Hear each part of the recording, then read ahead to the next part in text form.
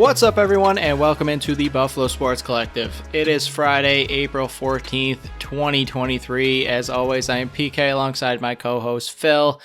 Phil, it is a beautiful, beautiful time because we have wonderful weather. This is the weather segment of the show. It's just, I had all the windows open in the house. I had the windows open on my drive home from work. It's perfect weather. The only complaint I have is in the morning, you have to dress warm, and then by the time like noon hits, you got to take it all off. Yeah, it's it's that time where you start with the heater on in the car, and then you get back in the car, and you're like, why the heck is the heat on? It's really hot out. Turn that back down to air conditioning. I do agree. Got some grilling in today because it was such a nice day.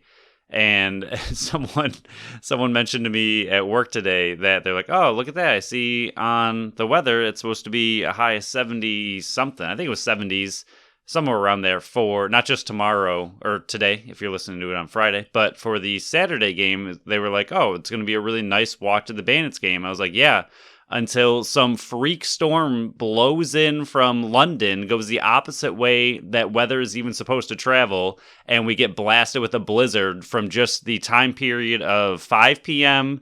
to 7 p.m., and then when we have to leave the Bandits game because we just cannot seem to get happy, nice weather for a walk downtown to the Bandits game. But hopefully we do.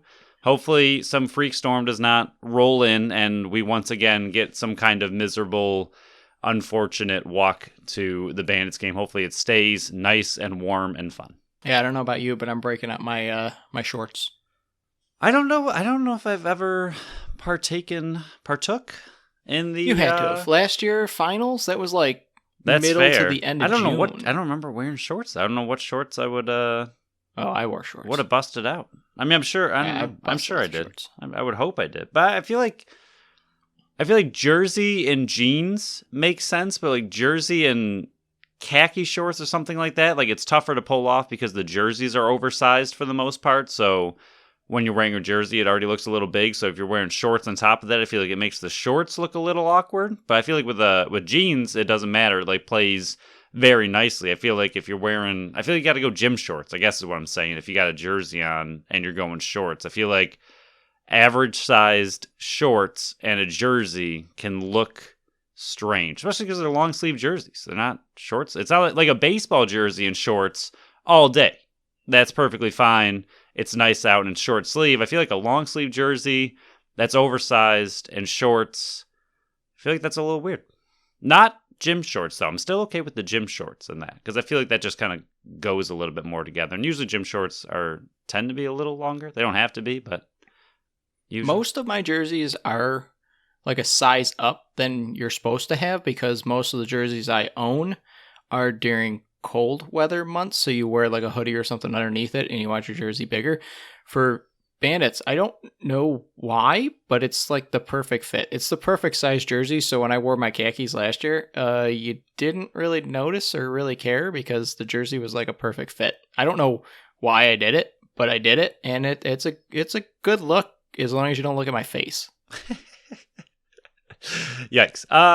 Yeah, that's fair. That's fair. I do feel like my main Bandit jersey is not really oversized. It's slightly big, but not really, like you said. I feel like Sabres jerseys are, like, I feel like that's the other comparison, but it's always cold there, so you're always bundled up, so that just always looks natural. I mean, some people wear shorts, but it's usually pretty cold in the arena. I personally would not prefer to wear shorts in there, and like you said, those are usually a little bit more oversized, but they're a little bit, they're called sweaters, you know, they got that style jersey that they're a little bit bigger to go over pads and whatnot, and I feel like you just don't have to wear shorts with those. But I do think the Bandits jerseys do fit a little bit better as far as that goes. So maybe you're right. Maybe I did. I have no idea. I really don't remember wearing shorts. I'm sure I did, but I do not have. I mean, I'm sure I've just blacked out what happened in the championship last year, as everybody should. So I think maybe I just don't even, I have no memory of that time period.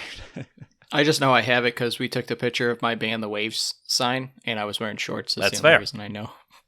But if you are like us and you have an oversized jersey, let us know on Facebook and Instagram at Buffalo Sports Collective and on Twitter at Buffalo Sports Co. Don't forget to subscribe to our channel wherever you listen to podcasts. Check out our website at buffalosportscollective.com and check for the time breakdowns in the description of the show. We will start with some bittersweet goodbye news with the Buffalo Sabres. Monday, they faced the Rangers in another must-win situation. Everything was going good for them. The Islanders were losing. Florida lost in overtime. Everything was going perfectly for them. So they just needed to win. And they did 3-2 in a shootout over the Rangers. My God, Devin Levi, Phil, unbelievable. JJ Peterka and Middlestat had the only goals. Levi, 26 of 28 save shots were 39-28 in favor of the Sabres. And then Tuesday, another must-win game. You got the help you needed by the tanking Chicago Blackhawks, taking down the Pittsburgh Penguins. Everything was looking good, except for the game itself. They lost to the Devils 6-2. Skinner and Samuelson had the 2 goals. Levi, 24 of 28 saves. He played the back-to-back nights. Shots were 38-30 in favor of the Devils. The record sits at 40-33-7, but Phil, they are officially eliminated from the playoffs for the 12th straight year. It's a bittersweet end to this season that reached all of our expectations and beyond.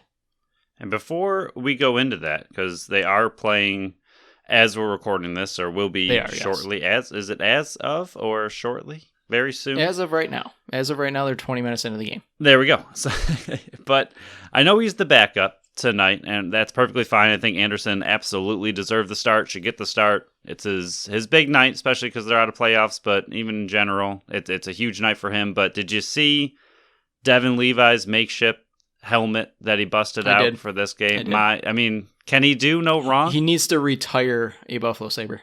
He's just whipping that up out of nowhere. He's like, hey, let me scribble on this helmet, and it's a masterpiece, and I feel like he should just roll with that forever. Just don't make a better one. That should just be it. But if he does move on from that, that needs to be auctioned off immediately. What a cool helmet that he just whipped up in the locker room out of nowhere. That's ridiculous. Yeah, I do love it. And I guess we can start with Levi. I mean, he's definitely the one to start next year. I mean, we're not going to talk about next year just yet as bad as we want to, and we've been self-containing ourselves with not talking about the future and the offseason and everything that looks like next year because we're still in this year as much as it pains that they're eliminated. But he's just so calm and net. I mean, the guts not only did Granato need to throw the young guy into back-to-back nights, which, I mean, everybody and their mother knew Levi had to start that game. He's the best goaltender. He gives you the best chance to win. But to actually go through with it and start him the very next night on a back-to-back when that doesn't happen in the NHL anymore, 4 wins and 6 starts, he is the reason, I mean, the main reason, not the only reason, but the main reason the Buffalo Sabres were in it until game 80. I mean, he came in, he settled everything down, he got the big wins, he got the wins, twice against the Rangers versus Carolina, I believe. I mean, he came in and took down some huge opponents, and even in that shootout, I mean, the players he stopped in that shootout, my God, Phil, I think he talked about it after. He just wants them to make the first move, and he's just so calm and net. Nothing seems to faze him whatsoever. He's just in his own groove, and it's unbelievable to watch. And he's still only 21, which is ridiculous. He's not even in his prime. He's not even in the lead up to his prime. Imagine how good he's going to be in 5, 6, 7 years. I mean, if we're following anything Kevin Adams does, we're going to lock him up right now. 10 years for 10 years, $7 million. Yes, $7 million total. That's it. Just he's making league minimum for 10 years, but we got him locked in. Yeah, he's just incredible. It was what, $750 last year were all the deals? Yes. Yeah. So just it's $750 for 10 years. And it sounds amazing. But I mean, what he's able to do, especially like you said in the shootout, I mean, seeing that situation, knowing you have to win pretty much to keep your team's playoff hopes alive. The Sabres, as we've talked about in the past a little bit, they had some good moves, but I mean, even when, I know we're talking about Levi, but even when Owen Power was out there for his first ever shot in this incredible situation, I was like, I mean, I know he scored, but I was like, really? Like, this is who we're going to? Like, this is who we trust. And I believe, what was it, round 4 of your season hopeful shootout? Like, this is who we need to fall back on. I think part of that is a little bit of the element of surprise, element of, this goalie's never seen him. There's no tape on him. You have no information of what Power is going to do in that situation. So I get that aspect of it. I understand it worked. It went great, but just the Sabres need help on the shootout. They just don't have the same lineup that the Rangers were able to throw at Levi. I mean, every single name they threw out there, you're like, oh my gosh, this guy can easily score. Every single situation was massive, but after the Sabres got their first goal and the Rangers were able to respond right away, then the Sabres missed their next one, and then Panarin came up, and I think they said he was 4 out of 5 on the entire year. He already had 2 goals that game. You know how incredible of a player he is. I was like, oh my gosh. Like, in my head, the first thought I had was, if Levi lets this in, no one's going to blame him for losing this game. He's an incredible talent that Panarin is. He had a good game, kept him in him long enough, and he made Panarin look terrible. I mean, he just stayed with every single shooter so well, and Tarasenko was the only one who scored on him, and in order for him to score, he had to shoot it incredibly quick and kind of caught Levi off surprise by just shooting it very quickly. But even having Patrick Kane, one of the best shootout guys out there, with his millions of move, his extremely slow, methodical way that he moves in, and Levi stuck with every single player without a problem, and the announcers just kept saying over and over, like, look at him give them absolutely no space. He's not biting hard on anything. He just sits there patiently, moves with them, just does not bite on any real big moves, and just makes the save. And he just looked, like you said, the biggest thing with him was just looking so calm, so comfortable, and it's incredible for a player in that magnitude of a situation. I mean, we talked about it a lot. One of the biggest game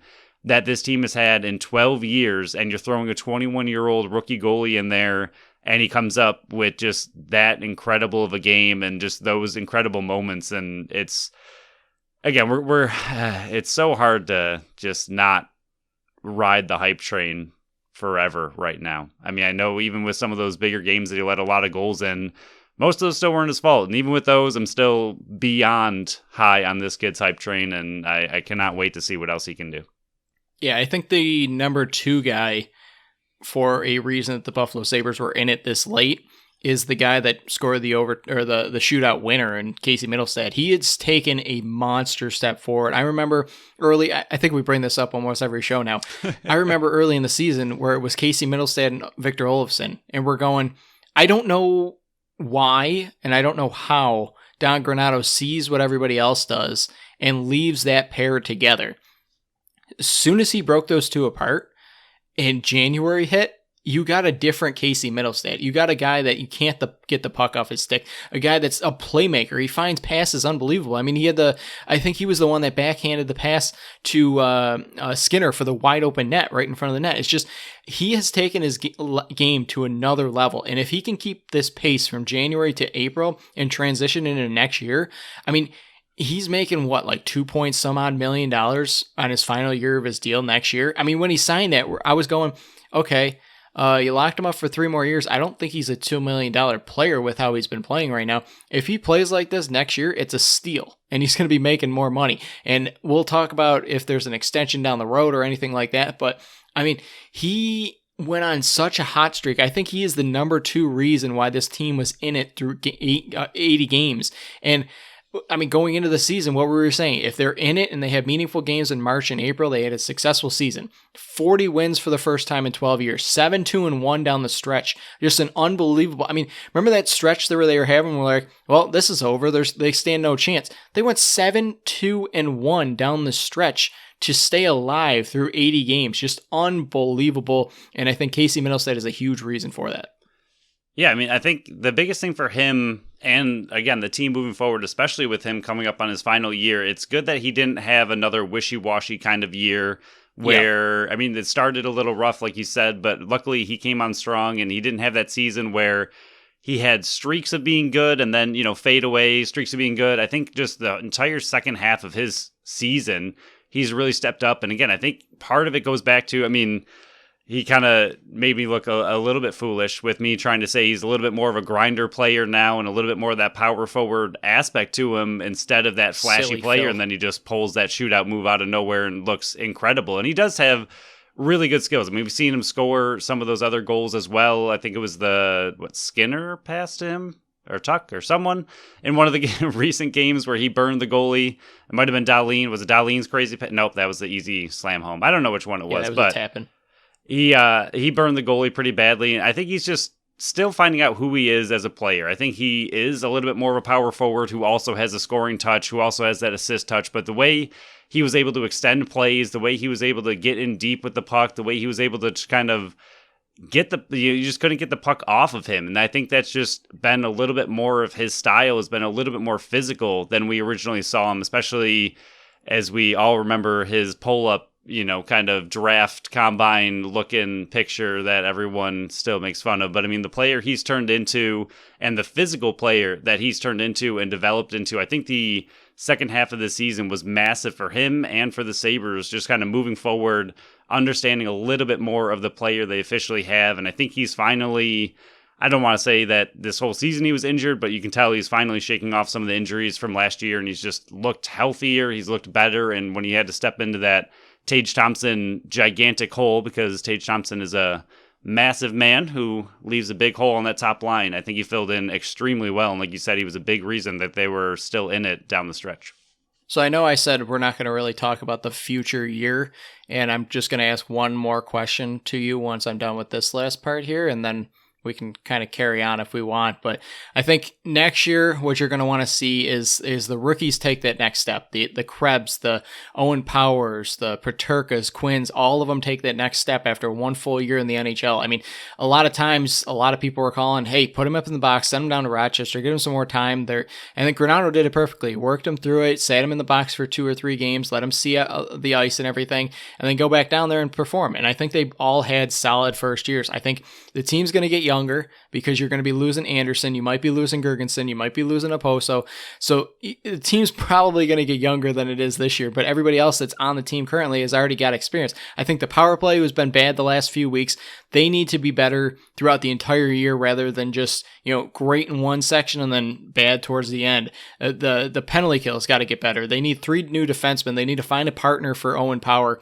I think playing better at home. They're 16-20-4 before the Thursday night game results are in. That's another reason why you lost. So Phil, my main question here is, if there's one aspect of this team that you think, if there's just one magic 8 ball, one thing that you can either insert or pull out of the lineup or adjust, what is the one thing that can get this team over the hump next year? Well, you mentioned most of it. That's why I was throwing a bunch of stuff out there. But if one thing that it could be something I mentioned, should be something I didn't mention, just the one thing that you think can put them over the top. I mean, outside of the obvious wearing the goat hat at every single home game. Yeah, that's the obvious one. Okay. So outside... It's low-hanging fruit. Don't take right. it. That's fair. And are we also saying outside Devin Levi being just the man? Yeah, I mean, I think he is going to be the man.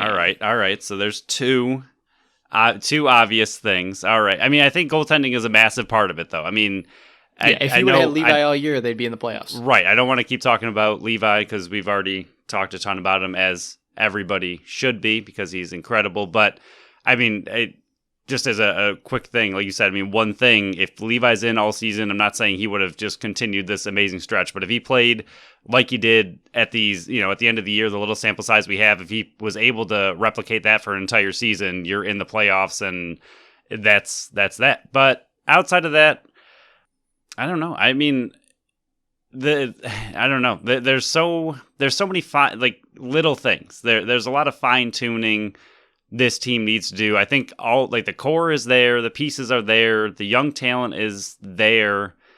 The goalie seems to be there. One thing is making it tough. I mean, I got mine if you want me to jump in. Sure, if you want to go first. My main thing is team defense. And I understand that a lot of times this year, if you would have gotten better goaltending, this team would be in the playoffs. And we harp on that a lot where, you just had 3 goalies that were just getting you by. I know Anderson had a better year than UPL and Comrie, but he was older and he couldn't play back-to-backs and you needed to give him rest. And then later in the season, he got hurt. But you needed one of those goalies that can make the big saves like Levi can, where he kept them in it in that Rangers game and they were able to come back and win that one. I think the biggest thing you need is the team defense. Now that this team is, I think they're the 3rd highest scoring team in the NHL. You know they're highly skilled. You know they can put the puck in the back of their net. It's in their own end. And this isn't just on the defense, even though the defense really struggled this year. It's whole team defense. You need these rookies to take the next step on defense. You need some of these forwards to back check better. I think if a collective, they play better on defense in their own end, not only will it prevent goals going in on you, I think it'll generate more opportunities for you on the other end. And I think that's one of the big things that I need to see more from Don Granato is better focus on the actual team defense and making these players want to put in the effort on defense. Because if they're putting in the same effort on defense as they are on the forward and in the offensive end, I think you're going to see not just the same type of skill on the forward and the offensive end and putting the puck in the back of the net, but you're going to see more opportunities. You're going to see more fast breaks. You're going to see more 2-on-1s and odd-man rushes the back way because you're going to be able to play better on defense, and the teams aren't just going to be able to pass it all around you. If you're in those lanes, if you're being smart on the defensive end, I think you're going to be able to if they played that and had good goaltending, you're not talking about a wild card spot. You're talking about a spot in your division, like the 2 or 3 seed. You're not catching Boston whatsoever. But you're talking Tampa Bay, maybe even Toronto, if you had better team defense overall and the goaltending. But I think it's hard to be mad about a team like this when they're scoring the way they are. They're as entertaining as they have been in 12 years. I just wish their team defense had gotten a little bit better as the year went on. I think that's one of the big areas that they can fix, like just a snap of your finger, just more effort on the defensive end, being in the right position.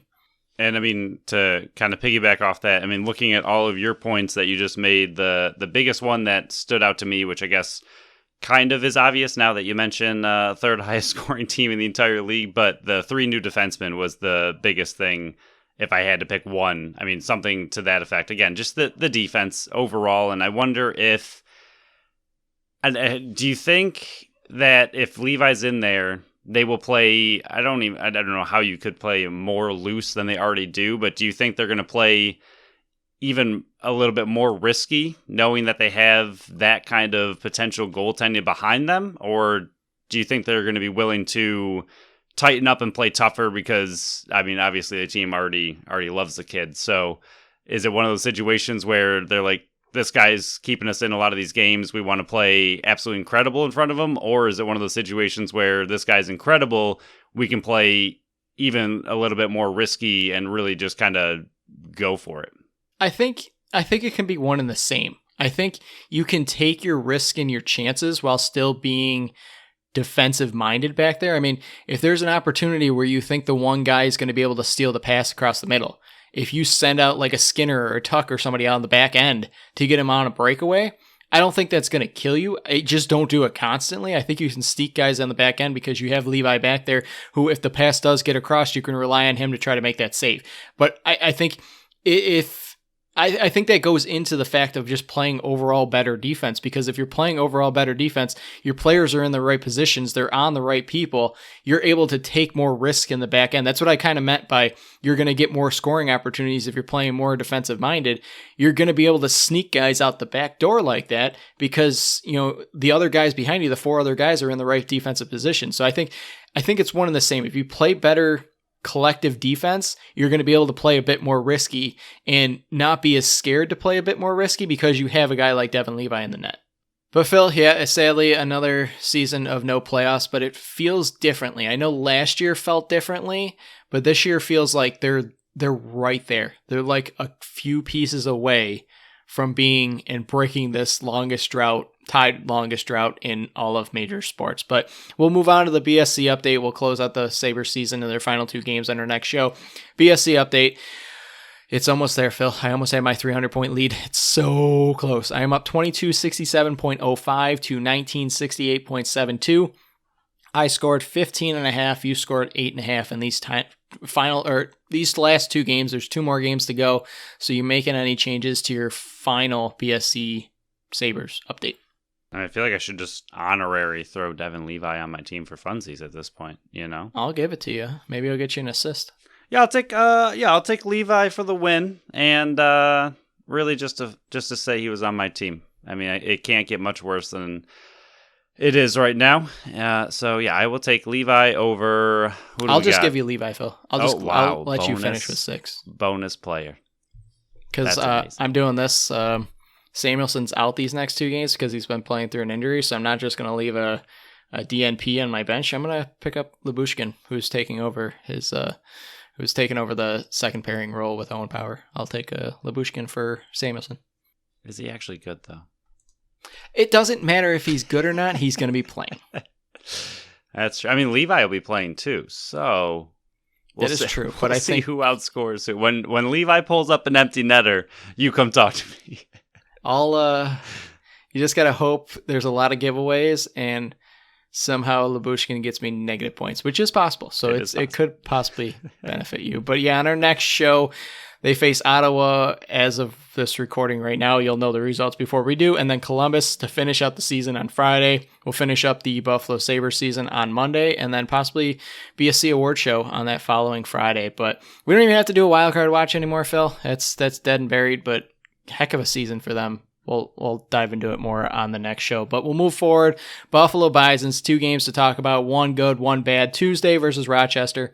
They won 7-2. Hutchinson started this one. 3 innings pitched, allowing 1 run. Thornton, Reese, Isert, and Peacock got them through the rest of the 6, allowing just 1 earned run on 5 hits, 1 walk, and 8 strikeouts. Lucas, my boy, thank you, Coin, even though I know you're going to be lying every once in a while from now on. 3 for 5, 3 RBIs, and a home run. Wednesday, Rochester lost 8-4. Lawrence struggled mightily in this one. He went 3 innings pitched, allowing 5 earned runs on 2 home runs. Unbelievably bad. He's having a rough start to the season, though, Phil. Hopefully he can bounce back like he has in the past. Horowitz went 2 for 5, and Bernard 2 for 3 with an RBI. What stood out in these 2 games? Offense, I think, is the big thing. There's the offense you wanted. Right. And right now, with the way the team is, and what mainly, I think it's just what's bleeding over from last year and just the fear I have of incredibly low-scoring victories like they recently had with their 2-2-1 wins. I think the pitching staff overall will be fine. They actually seem to have some kind of rotation. Lawrence, I don't think, will continue to struggle like he did in that game. I just don't see it happening for the whole season. He's been incredible the last few years now, so I think pitching is something they can get right quickly, and I think every once in a while you'll have a bad pitching game, but for the most part, I need consistency out of the offense. I think if the offense can give you consistent runs, I think the pitching staff is far and away good enough to get you more wins than losses with their good performances. So I think offense was the biggest thing that stuck out in these 2. I mean, even 4 runs doesn't sound like a lot, but I feel like if they average 4 to 5 runs a game, I feel like that might sound like a bit much for baseball. I'm not sure, but I think that would get you, again, more wins than not with the way the pitching staff and the bullpen are constructed this season. I'm just really want to see some more offense, and seeing them get 7 in the first game, 4 in the second game, even with an 8-4 loss, I think those are 2, honestly, just positives from this series. Yeah, it seems like the biggest issue with the pitchers right now is the long ball. I mean, Lawrence has given up 4, Thompson's given up 2, Francis given up 3, Hatch has given up 2. It just seems like that seems to be the biggest issue right now that's harming the pitching staff. And I know long balls are in right now. There's that and stolen bases are both up. But I think if they can get that figured out, I mean, Lawrence hasn't walked a guy yet. Broden Francis has 2 walks in 7 innings. So it's not like they're allowing free passes on the bases. It's just the long ball is the one that's hurting them. Lawrence has a 5.54 ERA right now in 3 starts, 13 innings. And, he's given up 8 earned runs and 4 of home runs. It's just, I think if they're able to keep the ball in the ballpark, you're going to see these ERAs go down. You're going to see the opposing scores go down. And I think that's the biggest thing that I'm seeing from the pitching staff right now is not being able to keep the ball in the ballpark. But I think you summed it up perfectly. The runs that are coming across the board now are the key here, and it's coming all sorts of ways. I mean, there's 1 home run in these last 2 games, and they put up 11 runs. So after coming off a series where you put up 18 runs total in those 5 games, you're already up to 11. I think the batting staff the lineup is coming around. A lot of these guys are young. You're getting some veteran leadership by Lucas and Bernard in the lineup that are helping these younger guys. I think if the pitching staff turns it around, which I'm confident they will because this bullpen is just just unbelievable. If you can not burn them out and continue this pitching rotation you have, I think you're looking. I think this is it's early. They're sitting at 5-5 right now before this Thursday game is wrapped up, but I think this is the start to a very good season. I know it's only 9 games in, and again, you just don't want to overreact to pretty much anything, but the lack of home runs again, and just the lack of power hitters potentially on this team is mildly concerning. Again, it just fears from last year is something we saw all the time last year, is that this team was at the bottom every single series we went over. They were last in the entire minor league system for home runs in the entire year, and it's just something that seems to be continuing. They only have 3 home runs so far through 9 games, which isn't brutal, but some teams get that in 1 game. So seeing that again is a little bit concerning, but with Lucas down here for a little bit, he already has 1 home run in 4 games, so I'm sure he is the type of player that can pick that up. But just overall, power hitting is something I'd also like to see a little bit more of an increase in this year. We will see if some of these players can get some of that going. I don't know how many power hitters they truly have on this team, but a little bit more than what we saw last year would be ideal. So we'll go over some prospects, and like we said, we're going to do each segment now is kind of focus more on the guys that are coming up through the system. Addison Barger, he's went 1 for 10 in these 2 games, 1 run, 1 RBI, 3 strikeouts, and his second error in the field. I think that's another thing we're going to try to keep track of this year, because there were quite a few errors down in AAA with the Buffalo Bisons last year. Also, Barger, 12 strikeouts to 3 walks right now, and I know this is only like his 18th game, 19th game like that in AAA. I'd like to see those numbers even out as the season progresses. Early on, I can understand the strikeouts. He's still adjusting to AAA pitching. I mean, the jump from AA to AAA is a big jump, and then the jump from AAA to the majors is even a bigger jump. But I would like to see those numbers kind of dwindle and get closer together rather than the big, 9 difference right that it is now. Horwitz 2 for 8, 2 walks, 4 strikeouts. He is a walking machine right now. I think I saw a stat where he's walking 18% of his at-bats now. That's a crazy stat right now, and he's also the one that's got to keep his strikeouts down. But if you keep walking as many as you're striking out, good stat. Lopez 0 for 5 in the 1 game, 1 strikeout. Pearson rebounded well. I mean, he had that 1 bad outing, I think it was, where it was 3 earned runs. The rest of them have been lights out, and he's striking guys out. He's not allowing very much. 1 1/3, 1 hit, 1 walk, 3 strikeouts. And then Jurgen, 1 inning pitched, 1 hit, 1 walk, 1 strikeout. I think those are 2 big names out of the bullpen that you're going to be watching, because there's always relievers that are called up every year all throughout AAA baseball. If you're able to rely on those 2 young guys to get the call up, and I know only Pearson, I believe, is on the 40-man roster, it'll benefit them to be in different situations all down in the minors, so you're ready for whatever situation's up in the majors. Speaking of Horwitz, I think one of the other players on this team that is interesting so far with the start of the season is Vinny Capra. I believe you have him still.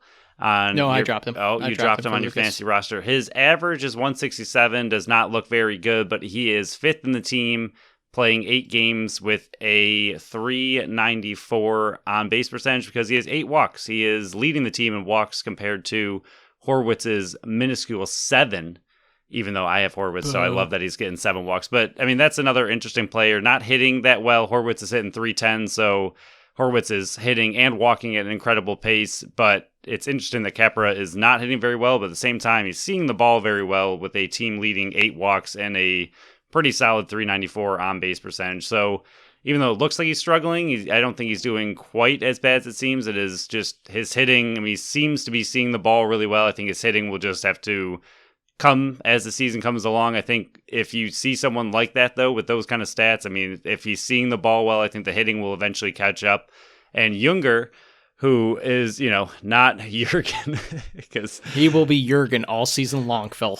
I will not change it. Yeah, PK is going to get a knockoff. He's going to change his jersey name before I change with the R and the N swapped, and he's going to be Jurgen on PK's jersey. I feel like no one would even call you out if you had a jersey that said Jurgen on it. I don't think anyone, just at a quick glance, would realize that it's wrong. I mean, an R is half of an N already, so I feel like they're similar enough that no one's going to call you out on a bootleg Junger jersey, or Jurgen, sorry. I said it correctly. I apologize. But Younger is not on the 40-man roster. I mean, he can still get the call up. They'll just have to make a move, but Pearson is just as, kind of keeping an eye on that. But Younger being so young, like you mentioned, I think he has a chance to get there if he keeps up with these stats, and both of them having very solid bounce-back performances from, I think they both got roughed up a little bit in that last series, so good to see both of them have a bounce-back. So we'll go over the BSC update. Earmuffs, Phil. Earmuffs. That's why I'm telling you earmuffs. 15.5 for me, 6 for you. Thank you, Nathan Lucas, who got 9.5 of those by himself. Ridiculous. I really do have to start lying about this coin flip that you can't see. You really do. Any changes to your team, which consists of Lopez, Horwitz, Brantley, Zulu, and Pearson, and I have Barger, Bernard, Lucas, Lawrence, and Thompson. I think it's too early to be pulling the trigger on too many moves. I do like the team that I have constructed for now. I know Lucas would have been a fantastic add to any team out there, but yeah, I think I will hold for now and see what is in store. Yeah, he looks perfect on my team, Phil. So on our next show, we will cover the Thursday through Sunday games. I think they're losing 6-5 in the top of the 6 right now. So bounce back, but more offensive production, Phil. So we'll move on to our final segment here, Buffalo Bandits. Before we go into the actual game itself and the preview itself, we got some moves to talk about and what those might mean. So Frazier was activated. A giant breath. Yeah. Okay, here we go. Frazier was activated to the active roster. Nate Kay and Carter McKenzie were added to the practice squad. Kellen LeClaire was released and signed with San Diego. Brandon Robinson seems like he's done for the year. Nanakoke and Justin Robinson are hopefully good to go on Saturday. And Dylan Robinson, there's so many Robinsons, Phil. It's keeping up with the Robinsons. He is hopeful for the playoffs to return. So all those moves for me, even before talking about and reading the one article that I did about Brandon Robinson, Nanakoke, Justin Robinson, Dylan Robinson, all those moves to me, just the Frazier, Nate Kay, McKenzie, and Kellen LeClaire would give me indication that guys are getting healthy and they're getting ready to return. It's just I guess I'll ask you, because we were talking about it beforehand, what's the biggest blow and what's the biggest word on what I just read? Yeah, the biggest one, which we've been talking about for weeks now, and one of the things we very specifically said on a few podcasts ago was kind of our hopes for the offense from what we've seen kind of hinged on Brandon Robinson coming back. That was our hope for a different offense going into playoffs, a hope for a different offense than what we saw in the championship, than what we are seeing right now, and having that hope ripped away is extremely dejecting. I mean, we just really wanted to see... It wasn't just ripped away, Phil, though. It was ripped away. It was thrown on the ground and stomped on and tried to give it back to us like, hey, this is what you get. That's what it felt like. Yeah, it's miserable, honestly. I was very excited. We never saw this team for what their offense could have been. They were pretty much never healthy the entire season from what their true starting roster offense might have looked like. We didn't see it at all this entire year. We never really got that opportunity, especially with Brandon Robinson being new to the team. It was going to take him a little bit to integrate into the team and what he can do. I thought he was building a lot of momentum before he got injured, and then everybody got injured, and with him not coming back, it's just a shame that you are not going to be able to see this offense for what it could have been, what we were hoping it was going to be. I had a lot of hope for this offense with him involved. I think he is the big disruptor that this offense needs to fight the way to the middle of the defense. And with him out, I'm not saying they can't figure it out. I mean, Dietrich did mention in his article that they kind of understand, it seems like from what he said, that they understand the offense needs to pass better, pass faster, run around, mix it up, not be so stale. Like they understand the struggles, it seems like, that the offense is currently going through, which I would hope they would. But it's, can the offense find a way to make that happen, or are we going to see more of the same offense now that we know a player like Brandon Robinson and that kind of disruptive play that he can bring to an offense and throw a wrench in that defense? Can they figure out a way to do it with Nanakoke coming back? He's another one of those types of players, but can they still just fill that hole, that gap? I don't know, and just the idea that Brandon Robinson is not coming back for the rest of the year is it's painful. It really is. It stinks, and I really wish we could have seen what this offense could have been, and just having more momentum going into playoffs, if he was going to return, would have been big. But knowing he's done for the year, it stinks. Yeah, that was the biggest move for me, and I know you talked about it, so I'll move on to my second thing. And once the news broke on Monday about the moves that started and the rest of the moves on Tuesday, in the Kellen LeClair release, that one was a major surprise to me. And on that Monday when it broke, I'm sitting on my phone like the overreaction that we do, where you wait until. I'm glad that we didn't record until Friday, Phil. Let's just put like that, because I would have looked like an idiot after the news we found out. But I was going, why the heck are you releasing a big body defenseman that you brought here for the playoffs? I don't understand that. And then it later on in the week, it's going, he signed with San Diego. What the heck is going on here? Is it work related? Is it something like that? Did he have to go back to the West Coast? Because remember, they gave up a second round pick for this coming up draft for him to come here from Calgary right before the season started, right when the roster was supposed to be released or come out, and you traded Jordan Sturros to Rochester and you made room for Colin LeClair. And I'm going, what? Why? The trade deadline just happened. Why didn't you just send him if you were going to release him? Then the news finally broke, and I found out about it today, where they offered him a practice squad spot, and he chose not to take it, and rather went out to San Diego, which that makes perfect sense to me. He gets an opportunity to play out in San Diego, so I've calmed down. That's why I'm happy that we won't record and put this out until Friday, so then we found out the information. So it makes sense. It stinks that you lose a guy that you traded a second round pick for, but I mean, you try to retain him. You had to make room. That's probably the guy that you probably would have done. I mean, you were trying to make room. I think that's why Nate Kay's movement came the following day, I believe his came.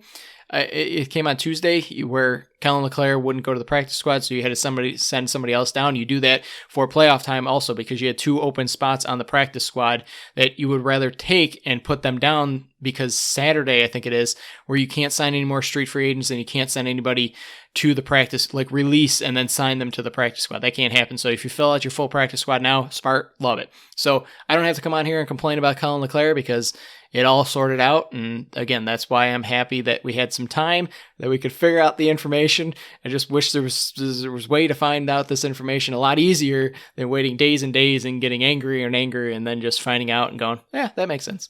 Now, even though it makes sense, and it does make more sense than what we initially thought, like you mentioned, is there anybody, not that I want to force you to throw someone under the bus, but I'm going to force you to throw someone under the bus. Yeah, you're going to force me. Is there anyone that you would rather have lost than a certain Kellen LeClair, who you and I both have wanted back in the lineup? Don't understand why he was a healthy scratch. Played really well when he was out there. Really physical, big body defenseman. We liked him. And there's just maybe someone else that you would have preferred to lose instead of Kellen LeClair. So I know the name you want, and I'm going to take it a different direction first, because I think what you could have done with Chase Frazier coming back, you could have sent down another rookie or another right-handed guy in Dalton Solver, because I know I don't know if he lives around here, but I know he does work around here, and he does all the stuff with the Buffalo Bandits out in the community. I think if you would have put Dalton Solver down to the practice squad, you would have been able to retain him, because I think it's more important, because there was a spot on the defense that you could have kept a Kellen LeClair out there. And with the right side of the forward groups getting healthier and healthier, and even Dylan Robinson making his way back as well with Chase Frazier and everything, I think you could have put Solver down there and kept Kellen LeClair. But the other one is, I don't want to put him on blast. I'm trying not to put him on blast. I'm sure there's stuff in practice and stuff for better lacrosse eyes and minds than me. But I feel like Kellen LeClair is a better Justin Martin. And I know Justin Martin bodies up on some of the better players on the other team, but for his stats, Phil, he doesn't provide much in the box score. And I know there's other stuff than box score, but he's got 5 caused turnovers, 5 loose balls on the season, 4 blocks. It's just, I don't understand. Maybe I'm missing something. I think I would have preferred Kellen LeClair over Justin Martin on the defensive end, if that's the name you were trying to make me call out. Yeah, it is. It is. That's what I figured. That is it. And that's the thing. Like, I mean, LeClair also a very defensive defender, stay at home kind of guy, but if you're not getting a ton of stats from either, I would rather have, I would agree, I would rather have the big-bodied guy who's going to body up some of these more physical teams in playoffs than the Justin Martin, who is also, providing a similar skill set or similar, stats. And again, box scores and everything, but as far as what we could see and just what we're kind of looking at, I'd rather have Leclerc over Martin. And again, why wouldn't you make the move for Solver down to practice squad and try to keep Leclerc? I mean, maybe originally their thought was, we'll have no problem getting Leclerc to the practice squad. There's no way he goes all the way back to San Diego on the West Coast.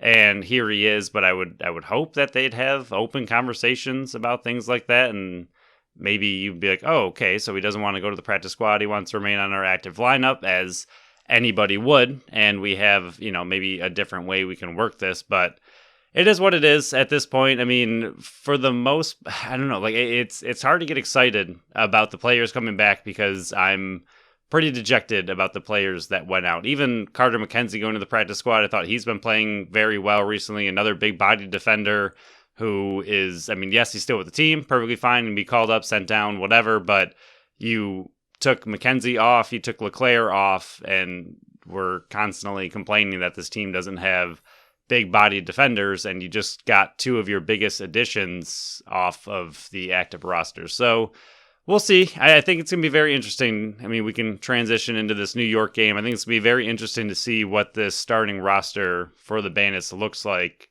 against New York. Yeah, I mean, this is the second time they're going to be facing them. Last time was January 28th, 2023. They won 16-10 in New York. This was on the back-to-back. I think this was the first of the two, if I'm not mistaken. Phil, you could look that up as I'm going. 7-7 at halftime. Then Buffalo went on to win the second half 9-3, including a clean fourth quarter. Yannick 2-2-4. McKay, this was his 4-goal game, 2 assists, 6 points. Weiss had 1 goal, 1 assist, 10 loose balls. Priola 3 assists. Spanger 2 goals. Brandon Robinson, RIP, 3, 4, and 7. Smith 4, 8, and 12. This was the second of the two because Byrne is not on the stat sheet. Mad Vince, 42 saves. O'Connor on the other side, he had 1, 4, and 5, 12 shots. Digby 2, 2, and 4. Teat 3, 4, and 7. Somehow you were able to contain him to single digits. 15 shots. Sundown, who always seems to kill the Buffalo Bandits. I don't know why, but it always seems he puts up numbers. 2, 1, and 3. Kieran 1, 4, and 5, and Orlman had 32 saves in this one.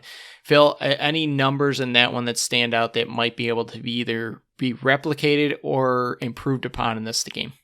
The Bandits beat the Wings 13-9 the night before. So yeah, there you go. So I mean, even that. I mean, taking again, it's been a while since these two teams have played, quite a while. And I mean, even taking that, it's kind of hard to take a lot away from a back-to-back game. I mean, that's a tough situation for any team. And this is just kind of how Buffalo was at the time. I mean, getting Nanticoke back is going to be interesting. B-Rob, I mean, 3, 4, and 7, 3, 4, 3, and 4, 4, 7. My goodness. I mean, that's a big stat line in a game like this. I mean, I know 16 goals. I mean, to me, right off the bat, that's probably the number one thing that sticks out about more than anything in this entire game is the 16 goals. When was the last time the Bandits even touched that? And hopefully they can find a way to do that again. But again, you look at the offense they had at the time. McKay putting up 4, B-Rob putting up 3, Smith putting up 4. I mean, we just haven't seen any of that. I mean, B-Rob's gone, McKay's back on defense, and Smith has become an assist machine once again instead of a goal-scoring machine because he has no longer had to put the team quite on his back. He's had a little bit more help. I mean, the other stat line would be Teat holding him to just 7 points, 3, 4, and 7. I mean, that's going to be hard to replicate. He's an incredible player, but it is possible he's the only player on that team, really. I mean, like you said, Sundown, usually a killer of the Bandits, but I mean, only 2, 1, and 3 in that game. But Teat is, I mean, potential MVP for a reason, but at the same time, he has pretty much no supporting cast. So hopefully they can find a way to knock him down again. And honestly, if any numbers replicated between this last game, I'd love to see the Bandits offense put up 16. So, Phil, we'll go over some numbers here. Buffalo coming in 11.8 goals for, which is 5th in the East. New York is right behind them, 11.27, 11.27, tied for 6th in the league in goals for. Buffalo, 10.73 goals against, which is good for 2nd in the league. But here's the big difference here. New York, 13.93 goals against, worst in the East. And we'll go over to the forwards now. You know the main guys. I mean, it's hard to ignore Jeff Teat, 49 goals, 66 assists, 115 points. He leads the league in goals and points, just 88 loose balls, 79 turnovers, just unbelievable on the power play, 26 points as well. The other side, and Riley O'Connor and Larson Sundown on that same left side there. And then on the righties, you got Tyler Digby, who has 32 points, not bad season, but Connor Kieran's the main killer on the right-hand side, 25, 38, and 63, 16 points on the power play. This is another team that can put up goals, not as many as I thought they were going to be. I mean, I called for them to be the fourth seed in the playoffs in the East. Didn't really happen. They're already eliminated from the playoffs, even with three weeks to go. But this is definitely a offense that you have seen not just last year, but also this year. I mean, they scored 10 on them, and they got shut down in the fourth quarter. So they didn't score in the fourth. They still scored 10 goals. So it's a team that can also score if you let them, but you got to find a way to shut down Jeff Teat. I think that's a clear and obvious answer here is if you can find a way to keep him to single-digit points, I think you stand a great chance of coming out on top of this game. Yeah, the team obviously runs through him. It's no secret whatsoever. But I mean, how many times when the Bandits offense was injured did we say the team runs through Dane Smith and he orchestrates everything? The teams yet, couldn't find a way to stop him. I mean, New York Riptide are a great example in the situation we just gave where Smith ended up with 12 points in that game, leading that team. And again, you have one main guy to shut down, but these players are the best of the best for a reason. No matter what you do, they will find a way. They will get theirs. I mean, holding Teat to 7 again would be incredible.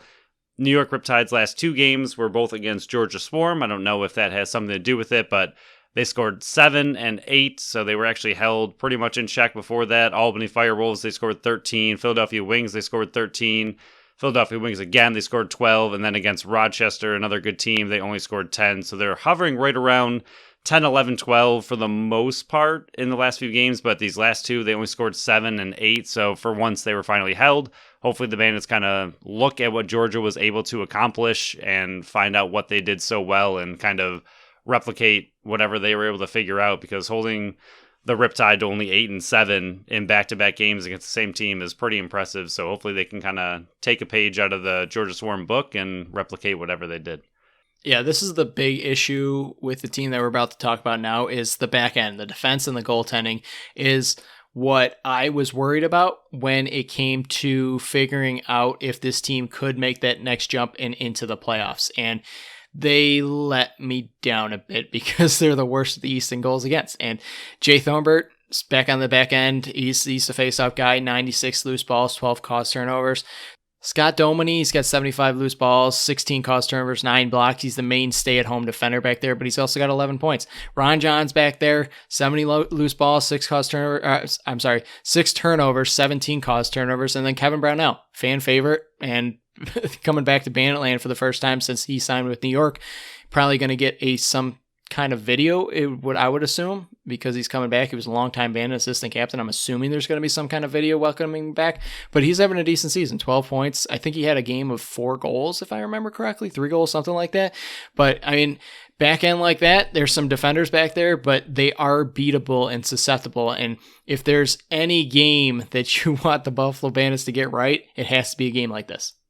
Exactly, and that's just the biggest thing with this game. Their back end is not very good. Their goalie is not the best. I mean, Dunkerley has performed a little bit better than Orleman, but Orleman's their main guy. Who do you think's going to be back there? I mean, at this point with their season loss, I don't know why you wouldn't go to Dunkerley unless you truly believe Orleman is just your future. Which, I don't know, with this season, I mean, it's tough to put so much on the goalie in this situation. Their defense is just not up to par with other teams' defenses, so it's hard to put so much on the goalie. But with Dunkerley's stats, I mean, 2-2, 10.83 compared to 2-8, 14.81, even the save percentage, 74-78. So, I mean, if they truly believe Orleman is their guy, I think it would be extremely dejecting to switch at this point, even when your season's lost, and give your other guy a chance. But if they think that there's a true goalie competition, which, judging by the stats and the play, it seems like there is, I think that they would want to switch with their season loss to Dunkerley and just kind of ride him the rest of the season and see how he finishes. But for the most part, the big thing with this one, I don't know how many times we've been hoping for this offense to turn that key over and get this ignition moving and fire up that engine, and it just hasn't happened. I mean, there's so many teams they've played recently where we've said the goalie's not the greatest, the defense isn't the greatest. This is a team to finally put some goals in, and they just have not been able to do it yet. And my goodness, this is the game to do it. Find a way. I don't care what you have to do. I don't care if Vince is out there getting a hat trick some way, shape, or form. Have him run down the entire field, knock people over. I don't care. Find a way to get in double digits, win a comfortable game finally, reassert the dominance that the Bandits are. I mean, hopefully your team's getting healthier. Like I said, we'll have to see what this starting roster will actually look like with all these moves. It's going to be interesting to see who they actually end up throwing out there. But my goodness, put up 12, 13, 14, 15 goals and please win this game comfortably. Yeah, I mean, Phil, they haven't scored more than 13 goals since the last time they faced New York, and they put up 16 in Week 8. So I'm going to ask you for prediction. But first, the last 3 games, they've scored 7, 7, and 8. The 2 games before that, they scored 10 and 10. And then the 2 games before that, they scored 13 and 13. So the numbers have continued to dwindle. They've went 13, 13, 10, 10, 8, 7, 7. So with all that said, what's your prediction for the New York versus Buffalo game on Tucker out lymphoma night? I mean, until I see it, I'm just not going to believe it. I mean, I know this offense is ridiculously talented. I know they have it in them. I know that the week off, hopefully they took some practice time or some rest time, watched a heck of a lot of tape and figured out what is going wrong. I mean, again, this is a team that you can absolutely beat up on, but until I see it, I need to see it after so long without it. So I'm going to keep it a little higher than they've been doing, but I'm not going to go anything crazy. I'm going to go with a comfortable 12-9 victory. Unbelievable. One of these weeks, Phil. One of these weeks. Are we one off? We're one off. I got them 13-9. It's ridiculous. It's unbelievable. It really is. We again, we don't talk about this beforehand, ever. No, it's since week 12, we've been 1 goal off. We had them 12-10, 12-11, 14-9, 14-10, 16-13, 16-14, 11-10, 12-10. It's just now it's 12-9, 13-9. One of these weeks, it's going to happen, Phil. One of these weeks, it's never happened. It's got to happen one of these weeks. Hopefully it's for a championship victory. Yeah, hopefully that's my hope as well. But we'll move on to the BSC changes. Are you making any changes to your team that currently sits at, once I find it, right here? You have, oh, no, hang on, let me scroll up because that's still the Bisons. I'm a little behind the game here, Phil. You have Smith, McCulley, Kluch, McKay, Spanger. I have Byrne, Frazier, Buchanan, Priolo, and Weiss. Yeah, I guess we'll throw Nanakoke back on there, and we will drop McCulley for now. I do think it's interesting. I mean, we'll bring him up real quick because, I mean, even Dietrich said that they hope McCulley's kind of the replacement for B-Rob, so we'll bring him up for a moment.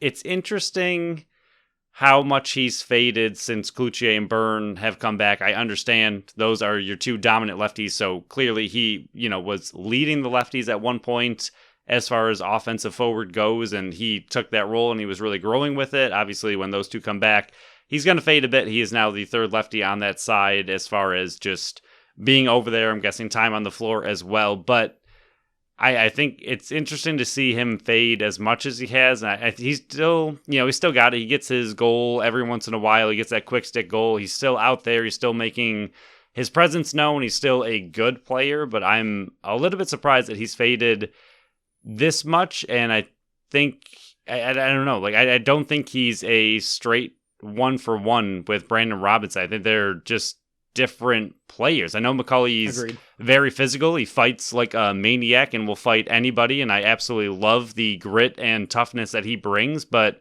him and Brandon Robinson they're not the same type of player, and they're not the same build, and I don't think McCulley, this is nothing against him, but I just don't think they're a 1-for-1 replacement. I think McCulley's a little bit more of a power forward skill player, whereas like you love mentioning that he is, and I love the analogy that Brandon Robinson was a moving pylon. And I mean, even when he ended up having his kind of go crash the net goals where he would just take it upon himself, he would literally just like run the defender over and just crash through everybody and end up scoring a goal somehow, jumping through the crease at his size. But McCulley's just not the same style player. They're similar.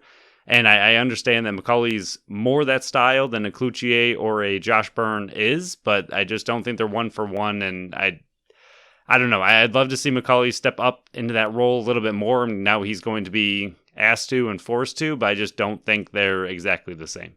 I agree. I think McCauley has a bit more skill to his game. That's not a shot at Brandon Robinson whatsoever. It's just, like you said, it's a different type of player. And I think you're going to be asking McCauley to keep his skill, but also add that, the quote unquote moving pylon that I called Brandon Robinson, which was a compliment, by the way. It's great. But compliment. I think you're going to need him to do both roles. And it's going to be how important we said Brandon Robinson was to this offense that now is being pushed to Brad McCauley and see if he can capture that and give the left side the openings that they need to have. So we'll move on to the milestones here. Buckle up. There's quite a few of them. Ian McKay is 1 point away from setting a new career high in points. 32 was his highest in his rookie year in 2019. He is also 5 loose balls away from setting a new career high with 105. He had 104 again in his rookie year. Josh Byrne, 4 goals away from setting a new career high at 38. 38 was his max, I believe it was last year. Ian McKay, 2 points away from 100. I think this is the 4th time I've said this one. He would be the 36th Bandit to record 100 points in the black and orange. Steve Priolo, 2 points away from 200 for his career. He would just be the 16th Bandit ever to record 200 points with a team. And never mind. I apologize for that. We'll move on. Steve Priolo is also 5 loose balls away from 1,200 for his career. He would be just the 3rd Bandit ever to record that many loose balls for the team. He averages 6.07 for his career. Josh Byrne, 6 assists away from 200 for his career. He would also pass Ryan Benesh for 5th in Buffalo Bandits history. He averages 2.85 a game for his career. Kyle Buchanan, 2 loose balls away from 900 for his career, 5.65 a game for his career. With one more win, Matt Vince will tie Steve Dietrich for the most wins in Buffalo Bandits history for goalies. One more win, and JT will pass Troy Cordingley for 2nd place in coaching wins for the Buffalo Bandits. Now the Dane Smith Hour, 76. He has 76 assists. Record is 94. He needs to average a tick over 5 in the remaining 3 games to break his own record. He is also at 108 points on the year. That's good for 5th most in a single season. With 5, he will tie Ryan Benesh for 4th. With 7, he will tie JT for 3rd, and he will just be able to pass himself the rest of the way. Steve Priolo is currently at 58 PIMs for the year. That's good for 8th in franchise history. With 2, he will move into 6th place. With 4, he will move into 5th place. With 5, he will move into a tie for 4th. And with 12, he will tie 1st place. So, Phil, a lot of milestones possibly for this game coming up on Saturday in Banditland. Is there ever a moment where you regret coming up with the milestone portion? 100% every time I start this segment. It's so long. It is. So many milestones. I think Dane Smith also has 79 assists, not 76. You're right. I have 76 written, and my dyslexia, which I don't have, said 76. Also, you just said 76 like 6 more times in a row. Didn't My once God, Phil, there's just too many numbers. For a guy that struggles with numbers and names, this is the worst part of it, and I created it. Good stuff. Yeah, 70. Can you just say 79 once so we know that it exists as a number? 76. I'm just kidding. 79. Thank you. All right. I think out of all these, I don't know. Priolo, we don't want him to get a 10-minute misconduct. That is the biggest thing out of that, because then he'll have to sit for a game. We don't want that. And then Smith, I don't know. This needs to be an assist party. I think this is going to be a really fun game between Smith and Teat. I mean, I know they're both friends. They're both fighting for MVP the entire league and the point, total for the entire league. I think it's going to be a lot of fun between those two, and hopefully Smith just kind of goes off with, what are we thinking? I mean, you said they're going to score 13, so I think he's going to be involved in every single one. So I'm going to give you a 13 assist performance, and he'll get right back on track. I like it. And Teat gets nothing. He gets shut out. 0. You're right back in the points race, too. Love it. So playoff watch, we'll do this really quick because I know we're running a bit long. Philly's at Toronto, root for Philly. Georgia's in Albany, root for Albany. Pretty much sums it up. There it is. Phil, anything else with this show before we head down to Banditland in our shorts and long jerseys? No, I think we are good to wrap this one up. All right, so on our next show, we got the final 2 Sabres games. I believe it's 2-2 at the end of the second period. Good luck to them. We got 4 Bisons games to talk about, and then we'll go over the Bandits versus New York game that is happening Saturday night in Banditland, Tucker Out Lymphoma Night. I know they have a bunch of stuff that they're selling. All the proceeds go to childhood cancer, so definitely go out there and get there early because it's going to be a madhouse down there. I think last I saw it was 16 or 17,000 people were expected, which would be the biggest crowd of the year, and that typically happens towards the end of the year when the weather gets nicer and playoffs are on the way. So, Phil, we'll see you in Banditland on Saturday. So, thank you all for listening to another episode of the Buffalo Sports Collective. Follow along with us on Facebook and Instagram at Buffalo Sports Collective and on Twitter at Buffalo Sports Co. Visit our website at buffalosportscollective.com. Subscribe to our channel wherever you listen to podcasts, and make sure you leave us a review on Apple and Spotify. Until next time, bye-bye.